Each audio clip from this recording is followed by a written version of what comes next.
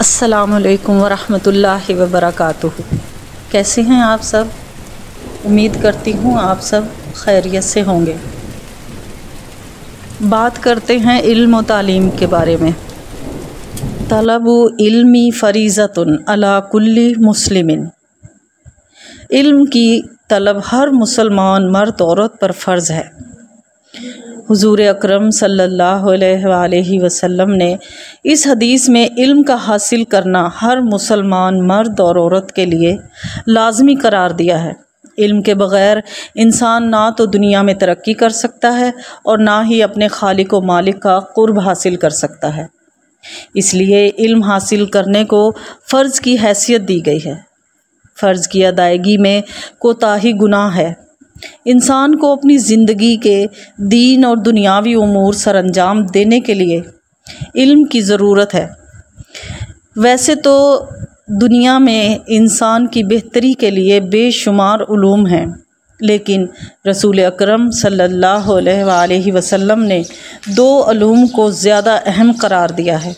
अव्वल इल्म दीन और दोम इल्म अल अब्दान यानी डॉक्टरी और तिब और दीगर तमाम साइंसी उलूम वग़ैरह।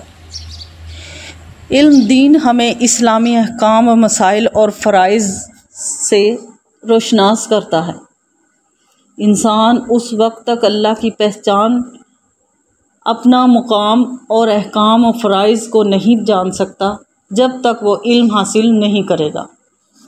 इल्म के ज़रिए ही हम दुनिया और आखिरत दोनों में फ़लाह और कामयाबी हासिल कर सकते हैं। इरशाद नबवी सल्लल्लाहु अलैहि वसल्लम पर अमल करने के लिए ज़रूरी है कि हम लड़कियों की तालीम और तरबियत पर भी पूरी तवज्जो दें। हमें लड़कियों की तालीम और तरबियत पर पूरी तवज्जो देनी चाहिए ताकि कोई बच्ची अनपढ़ और जाहिल ना रहे। तुम में से बेहतर वो है जिसने कुरान सीखा और उसे दूसरों को सिखाया।